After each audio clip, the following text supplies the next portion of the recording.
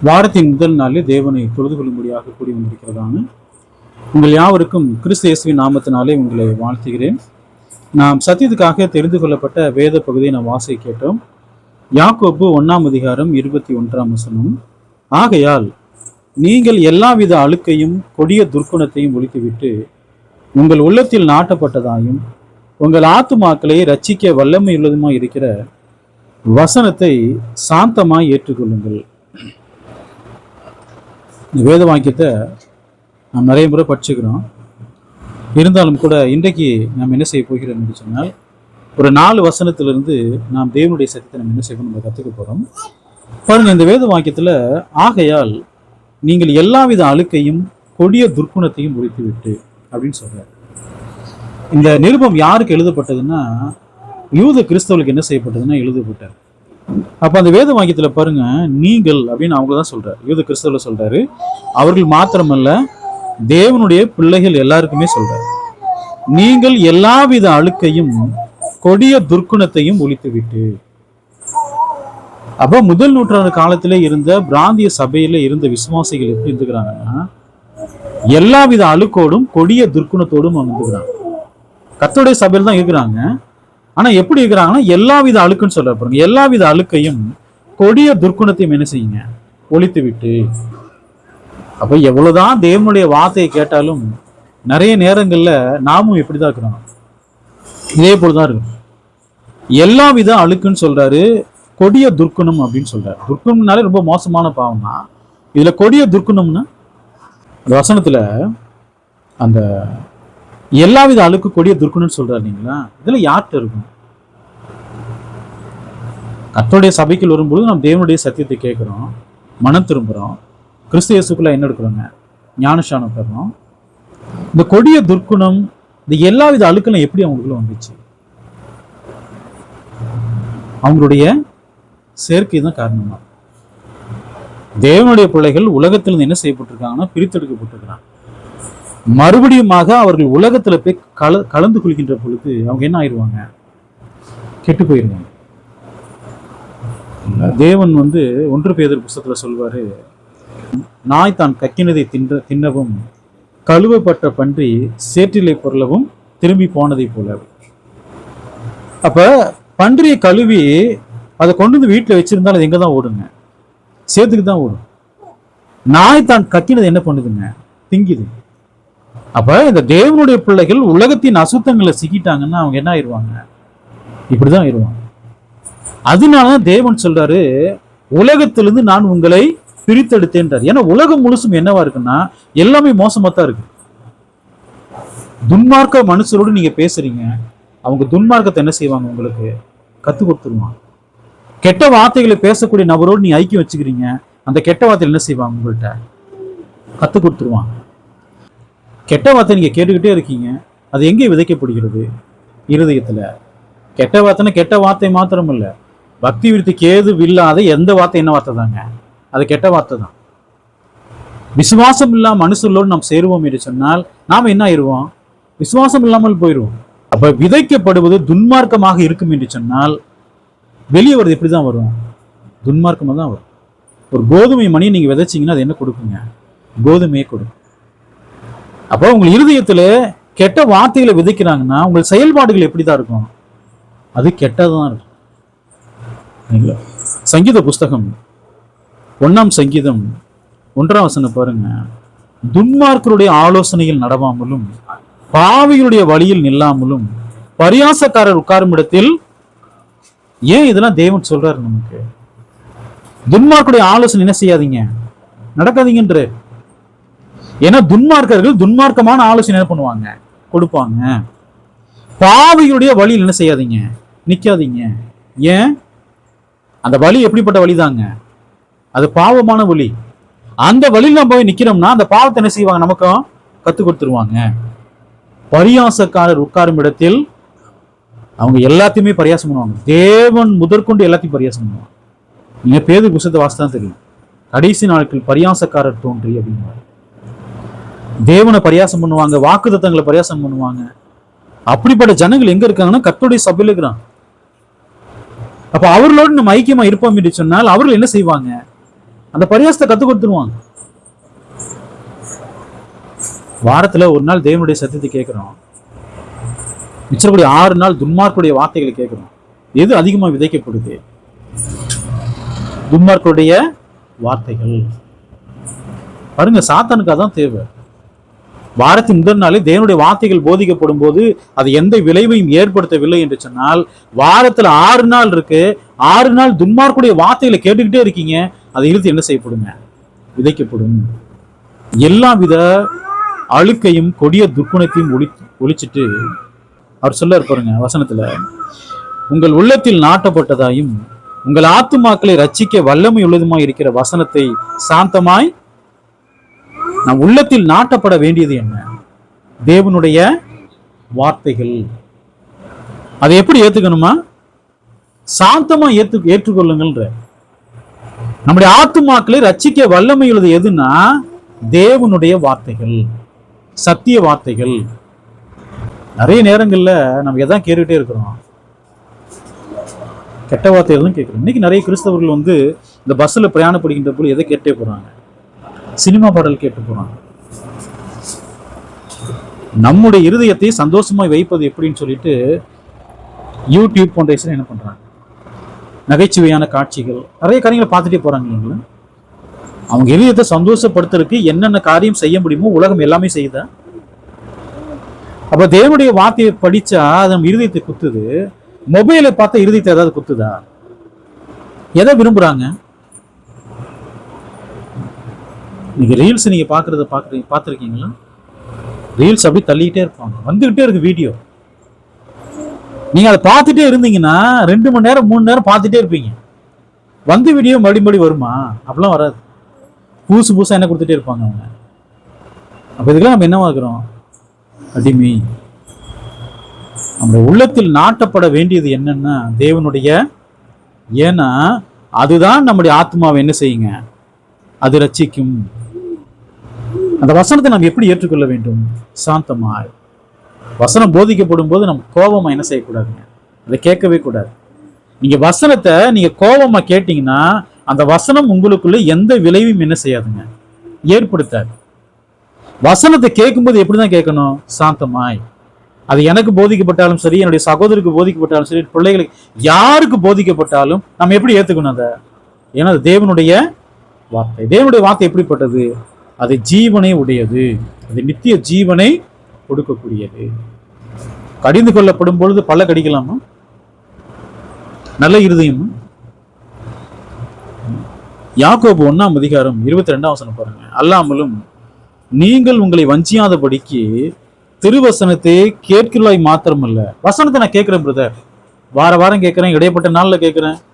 தேவன் சொல்றார், கேட்பதோடு மாத்திரமல்ல அதன்படி செய்யுங்கள்ன்ற. தேவனுடைய வார்த்தை கேட்கறதுனால நம்ம ரட்சிக்கப்பட முடியாது. தேவனுடைய வார்த்தையின்படி நம்ம என்ன செய்யணுங்க? அப்பதான் பரிசுத்தமாக என்ன செய்ய முடியும்? ஜீவிக்க முடியும். தேவனுடைய வார்த்தையின்படி கேட்டு அதன்படி செய்கின்ற பொழுதுதான் நம்ம எப்படி இருக்க முடியும்? பரிசுத்தமாய். தேவன் அதான் விரும்புறாரு. அப்ப இந்த கொடிய துர்க்குணம் சொல்வது எப்படிப்பட்ட பாவம்? அது மனப்பூர்வமான பாவம். கொடிய துர்க்குணம், துணிகரமான பாவம். அதெல்லாம் வேத வாக்கியத்திலே தேவன் எதெல்லாம் பாவம் சொல்றாரோ அதை நம்ம மனப்பூர்வமாய் செய்வோம் என்று சொன்னால் அதெல்லாம் எப்படிப்பட்ட பாவங்கள்? துணிகரமான பாவங்கள். 1 நூற்றாண்டு காலத்திலே கர்த்தருடைய பிள்ளைகள் அப்பெல்லாம் இருந்துக்கிறான். தேவன் என்ன கொடுக்குறாருங்க? எச்சரிப்பு கொடுக்குறாரு. என்ன பண்ணக்கூடாது? இருக்க கூடாது. அப்ப தேவனுடைய வார்த்தையை கேட்டு அதன்படி செய்யலைன்னு சொன்னா நாம் என்ன செய்கிறோம்? வஞ்சிக்கிறோம். தேவனுடைய வார்த்தைகள் இருக்கிறது, அந்த வார்த்தையின்படி நடந்தவன நமக்கு என்ன இருக்குங்க? நித்திய ஜீவன். அந்த வார்த்தையின்படி நடக்கலைன்னா நமக்கு என்ன இருக்கு? ஆக்கினை. வசனம் தெரியாதவங்களுக்கு குறைவான அடிதான். வசனத்தை தெரிந்து அதன்படி செய்யலைன்னா உங்களுக்கு எவ்வளவு அடி? அநேக அடிகள். கர்த்தருடைய பந்தியில் அதான் சொல்றாரு இல்லைங்களா? கர்த்தருடைய பந்தியில பங்கு பெறுகின்ற பொழுது எப்படி பங்கு பெறணும்? நம்மை நாமே சோதித்து நிதானித்து பங்கு பெற வேண்டும். அபாத்திரமாய் போஜனபான பண்ணுகிறவன் கர்த்தருடைய சரீரம் என்னது நிதானித்து அறியாதனால் தனக்கு ஆக்கினை தீர்ப்பு வரும்படி. பாருங்க, கர்த்தருடைய பந்தி நமக்கு நித்திய ஜீவனை கொடுக்கும். அதை அபாத்திரமாய் பங்கு பெறுவோம் என்று சொன்னால் அது நமக்கு என்ன கொடுக்குங்க? ஆக்கினை. தேவனுடைய வார்த்தை கூட அப்படித்தான். தேவனுடைய வார்த்தை கேட்டு நாம் அதற்கு கீழ்ப்படியலைன்னா, செவி கொடுக்கலைன்னா, நம்மை நாம் என்ன செய்கிறோம்? வஞ்சிக்கிறோம். தேவனுடைய வார்த்தையை கேட்டு நம்ம கீழ்ப்படுகிறோம்னா நமக்கு என்ன இருக்குங்க? நித்திய ஆசீர்வாதம், நித்திய பலன் நமக்கு இருக்கு. சரிங்களா? பாருங்க, ஒரு வசனம் சொல்ற பாருங்க. யாக்கோபு 1:23 திருவசனத்தை கேட்கிறாங்க. என்ன பண்றாங்க பாருங்க.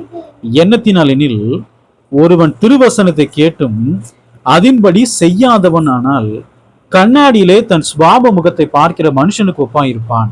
அவன் தன்னைத்தானே பார்த்து அவ்விடம் விட்டு போன உடனே தன் சாயல் இன்னதென்பதை மறந்து விடுகிறான். யாக்கோபு தேவனுடைய வார்த்தை எதற்கு ஒப்பிடுறாருன்னா ஒரு கண்ணாடிக்கு ஒப்பிடுறாரு. எதற்கு ஒப்பிடுறாருங்க? ஒரு கண்ணாடி. ஒருத்தன் என்ன செய்யறான் பாருங்க, கண்ணாடியிலே தன் சுபாவ முகத்தை என்ன செய்யறாங்க? பார்க்கறான். பார்த்துட்டு அந்த இடத்தை விட்டு அவன் போயிடுறான். போனதுக்கு அப்புறம் அவனுடைய சாயல் இன்னது என்று அவன் என்ன ஆயிடுறான்? மறந்துடுறான். காலையில் நம்ம கண்ணாடி பார்த்தோம் இல்லைங்களா? நம்முடைய சாயல் நமக்கு இப்ப ஞாபகம் இருக்கா? இல்லை. ஏன் ஞாபகம் இல்லை? தேவன் அதான் இங்க சொல்ற. கண்ணாடியில நீங்க 1 மணி நேரம் பார்த்துட்டு நீங்க அந்த பக்கம் போயிட்டீங்க, உங்களுடைய சாயல் என்ன ஆயிருங்க? மறந்து போயிடும். அப்ப தேவனுடைய வார்த்தை எப்படிப்பட்டதுன்னா ஒரு கண்ணாடியை போல் உள்ளது. தேவனுடைய வார்த்தை கேட்கிறான், அதன்படி செய்யலைன்னா கண்ணாடியிலே தன் சுபாவ முகத்தை பார்த்துட்டு அந்த பக்கம் போன உடனே தன் சாயல் இன்னது என்பதை மறந்து விடுகிறான். அப்ப திருவசனத்தை கேட்டும் அதன்படி நாம் செய்யலைன்னு சொன்னா நம்ம பார்த்து விட்டு நம்ம அந்த பக்கம் போன உடனே சுபாவ முகத்தை மறந்துடுறோமோ, அதே போல தேவனுடைய வார்த்தை கேட்டு அதுபடி செய்யலைன்னா நம்மை நாம் என்ன ஆகிறாங்க? வஞ்சிக்கிறோம். நம்மை நாமே வஞ்சிக்கிறோம். கண்ணாடியில பாக்குறீங்க, நம்முடைய முகத்துல ஒரு அழுக்கு இருக்குது, அல்லது ஒரு கரை இருக்குது நம்முடைய உடையில. இதை பார்த்து நம்ம என்ன பண்ணிக்குவோம்? உடனே சரி பண்ணிக்குவோம். தேவனுடைய வார்த்தைகள் போதிக்கப்படும் போது எப்படி சுபாவ முகத்தை கண்ணாடியில பாக்குறோமோ, அதே போல அந்த தேவனுடைய கண்ணாடியாகி அந்த வார்த்தையில நம்ம பார்க்கும்போது நம்ம என்ன செஞ்சுக்கணும்? உடனே சரி பண்ணிக்கணும். அப்புறம் பார்த்துக்கலாம் அப்படின்னு சொல்லிட்டு அங்கிருந்து கடந்து போயிட்டோம்னா அதுக்கப்புறம் என்ன ஆயிடுவோம்? மறந்துடுவோம். தேவனுடைய வார்த்தைகளை நம்ம எப்படி கேட்கணும்? கவனித்து கேட்க வேண்டும். நம்ம இடத்துல துர்க்குணம் இருக்கா? பாவங்கள் இருக்கா? அக்கிரமங்கள் இருக்கா? தேவனுக்கு விரோதமான பாவங்கள் இருக்கா? எல்லாத்தையும் என்ன செய்யணும்? தேவனுடைய வார்த்தைகள் போதிக்கப்படும் போது நம்ம என்ன பண்ணிக்கணும்? சரி செய்து கொள்ள வேண்டும். கண்ணாடிக்கு முன்பதாக நின்று எப்படி நம்ம அலங்காரம் செய்து கொள்றோமோ, நம்ம சரிப்படுத்திக்கிறோமோ, அதே போல தேவனுடைய வார்த்தையை கேட்கின்ற பொழுது உடனே நம்ம என்ன பண்ணிக்கணுங்க? சரி பண்ணிக்கணும். தேவனுடைய வார்த்தையை கேட்டு சரி பண்ணலன்னு சொன்னா மறுபடியும் நமக்கு வாய்ப்பு கிடைக்குமா? வாய்ப்பு கிடைக்காது. ஆதாம் இருக்காரு, கண்ணாடியிலே தன் சுபாவ முகத்தை பார்த்த ஒரு மனுஷனுக்கு ஒப்பாதான் இருந்தார். யாரு? ஆதாம். ஏன் அப்படி? வாசிக்கலாம் பாருங்க. ஆதியாகமம் 3:11 பாருங்க. அப்பொழுது அவர், நீ நிர்வாணி என்று உனக்கு அறிவித்தவன் யார்? புசிக்க வேண்டாம் என்று நான் உனக்கு விளக்கின விருட்சத்தின் கனியை புசித்தாயோ என்றார். தேவன் சொல்றாரு, இந்த கனி என்ன செய்யக்கூடாது? புசிக்கூடாதுன்றார். அப்ப கண்ணாடியிலே தன் சுபாவ முகத்தை பார்க்கிற மனுஷனுக்கு ஒப்பா இருப்பான்றாரு. எப்படி? அந்த இடத்தை விட்டு கடந்து போற உடனே தன் சாயல் இன்னும் செஞ்சிடறாங்க, மறந்துடுறாங்க. அதே போல ஆதாம் தேவனுடைய வார்த்தையை கேட்கிறாரு, அந்த வார்த்தையின்படியாக அவர் என்ன செய்யல? கீழ்ப்படியல. கீழ்ப்படியாத போது அவர் எப்படிதான் இருக்கிறாரு? கண்ணாடியிலே தன் சுபாவ முகத்தை பார்க்கிற மனுஷனுக்கு ஒப்பாதான் இருக்கிறார். தேவன் பிரமாணத்தை கொடுத்துட்டாரு, தேவன் பிரமாணத்தை கொடுத்து கடந்து போயிட்டாரு. அவர் என்ன பண்ணாரு? அந்த பிரமாணத்தை கீழ்ப்படிந்தாரு. ஆதியாகமம் 3:17 பாருங்க. பின்பு அவர் ஆதாமை நோக்கி, நீ உன் மனைவியின் வார்த்தைகளுக்கு செவி கொடுத்து புசிக்க வேண்டாம் என்று நான் உனக்கு விளக்கின விருட்சத்தின் கனியை புசித்தபடினாலே பூமி உன் நிமித்தம் சபிக்கப்பட்டிருக்கும். நீ உயிரோடு இருக்கும் நாளெல்லாம் வருத்தத்தோட அதன் பலனை புசிப்பாய்.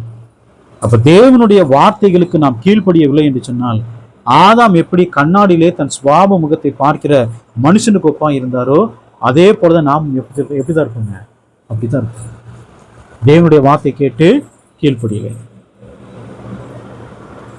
சவுல் இருந்தாரு, தேவனுடைய வார்த்தை கேட்டாரு, கீழ்ப்படிந்தாரா? கீழ்ப்படிந்தார். முழுமையா கீழ்ப்படிந்தாரான்னு பார்த்தா முழுமையா என்ன செய்யலைங்க, கீழ்ப்படியல. 1 சாமுவேல் புஸ்தகம் 15ஆம் அதிகாரம் 2:3 பாருங்க. சேனைகளின் கர்த்தர் சொல்லுகிறது என்னவென்றால், இஸ்ரவேலர் எகிப்திலிருந்து வந்தபோது அமலேக்கு அவர்களுக்கு வழிமறித்த செய்கை மனதிலே வைத்திருக்கிறேன். இப்பொழுதும் நீ போய் அமலேக்கை மடங்கடித்து அவனுக்கு உண்டான எல்லாவற்றையும் சங்கரித்து அவன் மேல் இரக்கம் வைக்காமல் புருஷரையும் ஸ்திரீகளையும் பிள்ளைகளையும் குழந்தைகளையும் மாடுகளையும் ஆடுகளையும் ஒட்டகங்களையும் கழுதைகளையும் கொன்று போட கடவாய் என்கிறார் என்று தேவன் சொன்னாரு. அமலேக்கியர்களை சர்வ சங்காரம் பண்ணிட்டு யாருக்கு கட்டளை கொடுக்குறாருங்க? சவுலுக்கு கட்டளை கொடுக்குறாரு. சவுல் தேவனுடைய கட்டளை கேட்கிறாரு, யுத்தம் பண்ணாரா? யுத்தம் பண்ணார். தேவன் என்ன சொன்னாரு? சர்வ சங்காரம் பண்ணுன்னு சொன்னார். ராஜாவை உயிரோட பிடிச்சிட்டாரு. முதல் தரமானது 2ஆம் தரமானதெல்லாம் உயிரோட வச்சுட்டு ஒன்றுக்கும் உதவாத என்ன பண்ணிட்டாருங்க, அழிச்சு போட்டார். சாமுவேல் அங்கிருந்து வர்றாரு. 1 சாமுவேல் புஸ்தகம் 15ஆம் அதிகாரம் 10ஆம் வசனம் பாருங்க. அப்பொழுது கர்த்தருடைய வார்த்தை சாமுவேலுக்கு உண்டாகி, நான் சவுலை ராஜாவாக்கினது எனக்கு மனஸ்தாபமா இருக்கிறது. அவன் என்னை விட்டு திரும்பி என் வார்த்தைகளை நிறைவேற்றாமல் போனான் என்றார். அப்பொழுது சாமுவேல் மனம் நொந்து ராம் முழுவதும் கர்த்தரை நோக்கி, என் வார்த்தைகளை நிறைவேற்றாமல் போனான். யுத்தம் பண்ண போனாரா சவுல்? சவுல் யுத்தம் பண்ண போனார். சங்காரம் பண்ணாரா? சங்காரமும் பண்ணார். தேவன் சொன்னபடி எல்லாவற்றையும் அழித்து போட்டாரா? இல்ல. நாம் தேவனுடைய வார்த்தை கீழ்ப்படுகிறோம், முழுமையாக கீழ்ப்படுகிறோமா அப்படிங்கிறதான் கேள்வி. நாம் தேவனுடைய வார்த்தைக்கு நாம் முழுமையாக கீழ்ப்படியவில்லை என்று சொன்னால் கண்ணாடியிலே தன் சுபாவ முகத்தை பார்க்கிற மனுஷனுக்கு ஒப்பாயிருப்போம். நிறைய கிறிஸ்தவர்கள் நித்திய ஜீவனுக்கு போறதுக்கு எது போதுன்னு நினைக்கிறாங்க. கர்த்தருடைய பந்தி, காணிக்கை, வாரத்தின் முதல் நாள் சபை கூடி வரும்பொழுது 5 காரியத்துல பங்கு பெற்றாலும் எங்க போயலாம்னு நினைக்கிறாங்க, நித்திய ஜீவனுக்கு போகலாம்னு நினைக்கிறாங்க. வெறும் 5 கட்டளைகளை மாத்திரம் நிறைவேற்றி விட்டு தேவனிடத்திலே நித்திய ஜீவனை கேட்டா கொடுத்துருவார? தேவனுடைய எல்லா பிரமாணங்களுக்கும் என்ன செய்யணுங்க, கீழ்ப்படிய வேண்டும். புதிய ஏற்பாட்டில் 27 புஸ்தகங்கள் இருக்குது. கிறிஸ்துவின் பிரமாணம் நமக்கு என்ன செய்யப்பட்டிருக்குங்க, கொடுக்கப்பட்டிருக்கு. எல்லா பிரமாணத்துக்கும் கீழ்ப்படியணும். நான் வாரத்துல ஒரு நாள் கர்த்தருடைய சபைக்கு வந்துட்டேன், தேவனை தொழுதுகளை வந்துட்டேன்னு சொல்லிட்டு நியாயத்திற்கு நாள் அது நிமித்தமாக தேவன் நித்திய ஜீவனை கொடுப்பாரு? நிச்சயமா கொடுக்க மாட்டார்.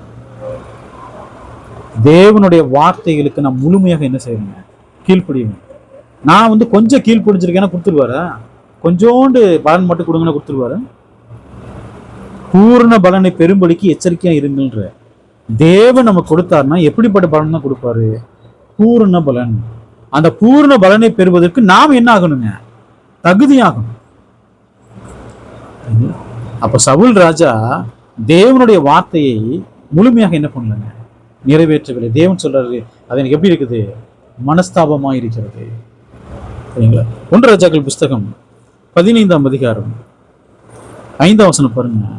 தாவீது ஏத்தியனாகிய உரியாவின் சங்கதி ஒன்று தவிர கர்த்தர் தனக்கு கட்டளை இட்டதிலே தான் உயிரோடு இருந்த நாளெல்லாம் ஒன்றையும் விட்டு விலகாமல் அவர் பார்வைக்கு செம்மையானதை தாவீது எப்படி நடந்து கொண்டார்? உரியாவின் சங்கதி ஒன்று தவிர, பத்சேபாள் விஷயம் ஒன்று தவிர தேவனுடைய எல்லா பிரமாணங்களுக்கும் என்ன செஞ்சாருங்க, கீழ்ப்படிந்தார். லூக்கா புஸ்தகம் 1ஆம் அதிகாரம் 6ஆம் வசனம் பாருங்க. அவர்கள் இருவரும் கர்த்தரிட்ட சகல கற்பனைகளின்படியையும் நியமங்களின்படியையும் குற்றமற்றவர்களாய் நடந்து தேவனுக்கு முன்பாக நீதி உள்ளவர்களாய் இருந்தார்கள். யாரு? சகரியா, எலிசபெத். கர்த்தர் கட்டளையிட்ட சகல கற்பனைகள், நியாயங்கள் எப்படி நடந்து கொண்டாங்க? குற்றமற்றவர்களாய் நடந்து தேவனுக்கு முன்பாக நீதி உள்ளவர்களாய் இருந்தார்கள். வேதவாக்கியம் நமக்கு அப்படிதான் சொல்லுது. தேவனுடைய பிரமாணங்களுக்கு முழுமையாக நம்ம என்ன செய்யணுங்க, கீழ்ப்படிய வேண்டும். இயேசு கிறிஸ்து அது எது வரைக்கும் கீழ்ப்படிந்தார்? பிலிப்பியர் புஸ்தகம் 2ஆம் அதிகாரம் 8ஆம் வசனம் பாருங்க. அவர் மனுஷ ரூபமாய் காணப்பட்டு மரண பரியந்தம், அதாவது சிலுவையின் மரண பரியந்தமும் கீழ்ப்படிந்தவராகி தம்மை தாமே இயேசு எது வரைக்கும் கீழ்ப்படிந்தாருங்க? சிலுவையின் மரண பரியந்தம். இதான் கட்டளையிட்ட எல்லா கற்பனைகளுக்கும் அவர் என்ன செஞ்சாரு? கீழ்ப்படிந்தார். நாம் என்ன செய்யணுங்க? தேவன் கட்டளையிட்ட எல்லா பிரமாணத்துக்கும் கீழ்ப்படிய வேண்டும்.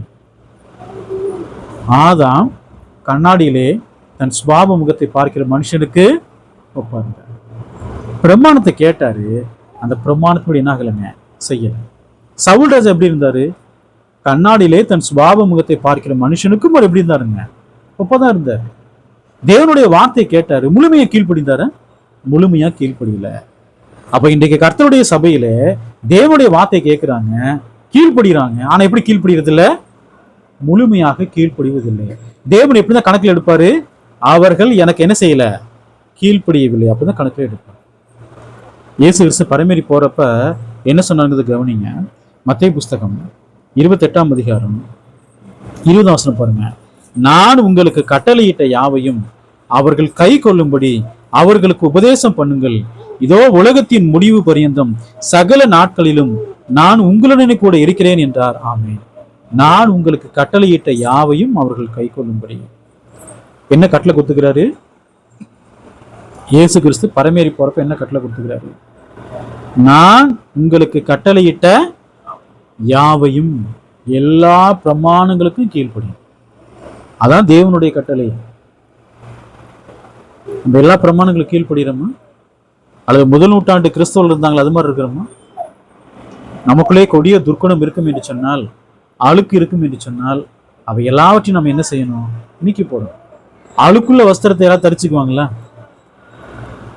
ஒரு வஸ்திரம் எப்படி இருக்குன்னு நினைக்கிறோம்? நம்ம வெண்மையாக இருக்க வேணும்னு நினைக்கிறோம். அப்ப என்ன செய்யறோம்? அந்த அழுக்கு போற வரைக்கும் நம்ம என்ன செய்யறோங்க? துவைக்கிறோம் இல்லைங்களா? யாரும் அழுக்காக இருக்க விரும்புவோமா?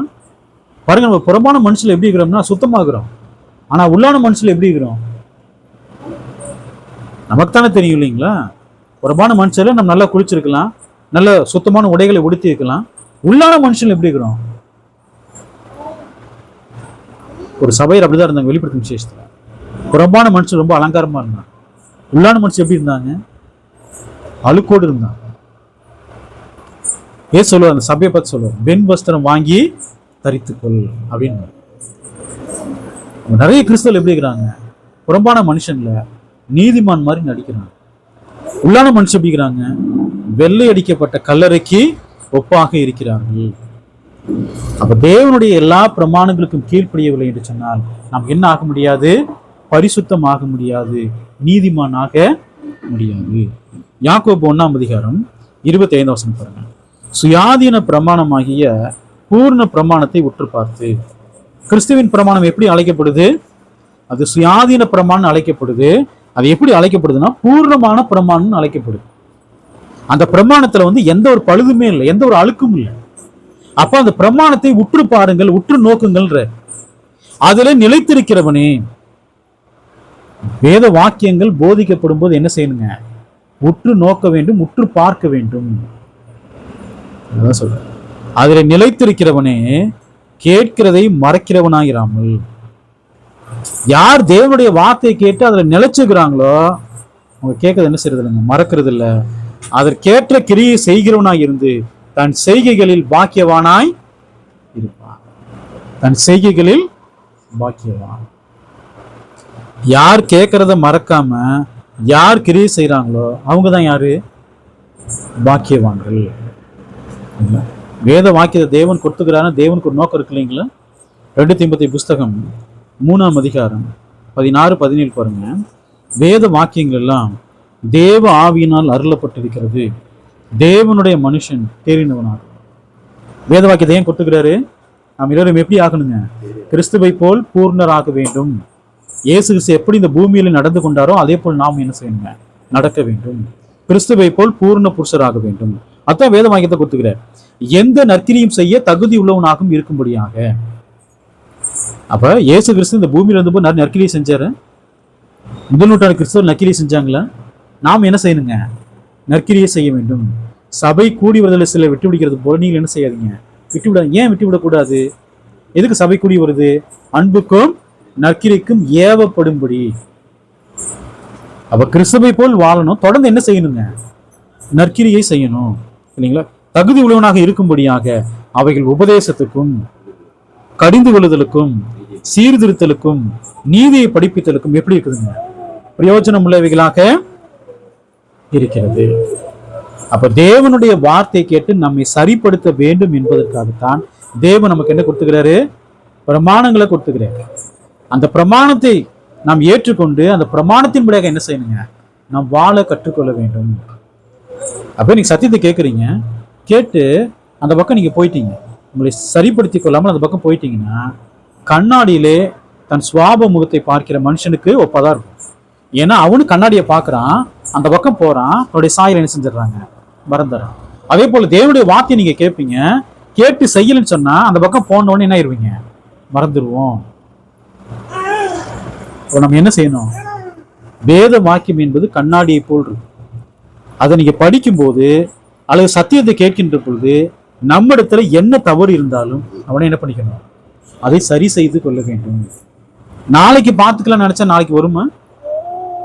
பேலிக்ஸ் அப்படிதான் சொன்னார் இல்லைங்களா? இன்னொரு நாள் பார்க்கலான்னு. அந்த இன்னொரு நாளுக்கு என்ன செய்யணும்? அவருக்கு வரவே இன்னைக்கு கொஞ்சம் குறைய கிறிஸ்தவனாக்க சம்மதிக்க பண்ணுகிறான்னு யார் சொன்னதுங்க?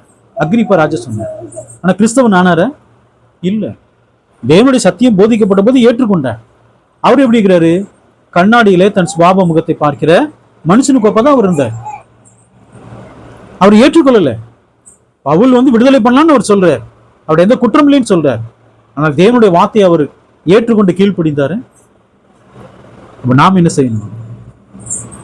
ஏற்றுக்கொண்டு கீழ்ப்படிய வேண்டும். நம்ம இருதயத்துல கொடிய துர்க்குணம் இருக்கு, அழுக்கு இருக்கு, எல்லாத்தையும் நாம் என்ன செய்யணுங்க? அதை நாம் களைந்து போட வேண்டும். அதை நீக்கப்பட வேண்டும் என்று சொன்னால், இந்த அழுக்கு, அந்த கொடிய துர்க்கு நீக்கப்பட வேண்டும் என்று சொன்னால் தேவனுடைய வசனத்தை எப்படி ஏற்றுக்கொள்ள வேண்டும்? சாந்தமாய் ஏற்றுக்கொள்ள வேண்டும். ஏற்றுக்கொண்டு அந்த வார்த்தைக்கு நாம் என்ன செய்யணும்? கீழ்ப்படிய வேண்டும். இந்த தேவனுடைய வார்த்தை கேட்டு உங்கள் ஒவ்வொருவரையும் தேவன் ஆசீர்வதிப்பார்.